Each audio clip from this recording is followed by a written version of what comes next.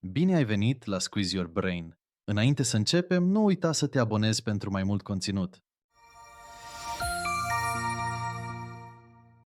Cine a pictat Mărțișor?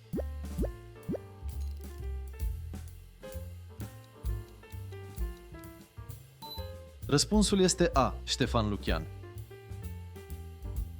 Cine a regizat filmul 4 luni, 3 săptămâni și 2 zile?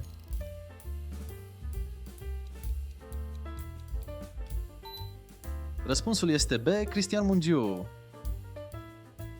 Cine a compus Odă ostașilor români?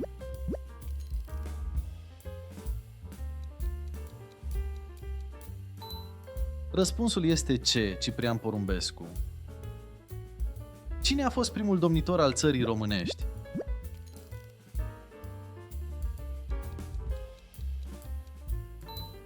Răspunsul este A. Basarab I. Cine a scris romanul Moromeții?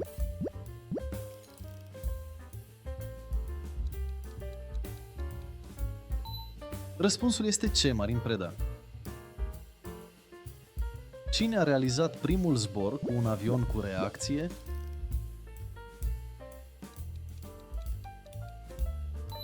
Răspunsul este B. Henri Coandă.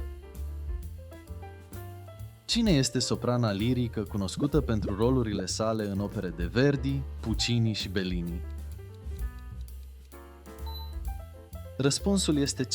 Angela Gheorghiu.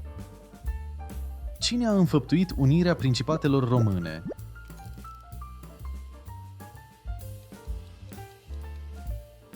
Răspunsul este A. Alexandru Ioan Cuza. Cine este autorul lucrării Coloana Infinitului din Târgu Jiu?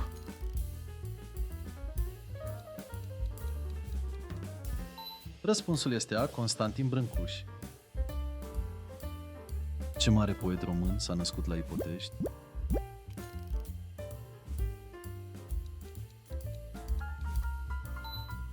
Răspunsul este B. Mihai Eminescu. Cine a descoperit insulina?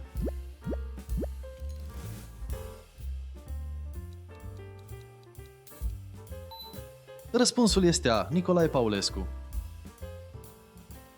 Cine a inventat stiloul?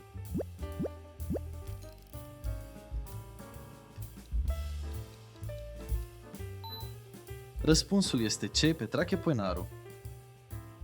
Cine a scris romanul Ultima noapte de dragoste, întâia noapte de război? Răspunsul este B. Camil Petrescu.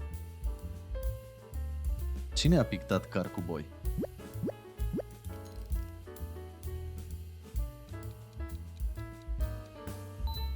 Răspunsul este C. Nicolae Grigorescu.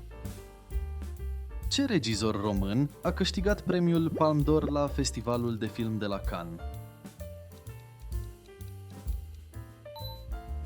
Răspunsul este B. Corneliu Porumboiu. Dacă ți-a plăcut, nu uita să te abonezi pentru și mai multe clipuri interesante.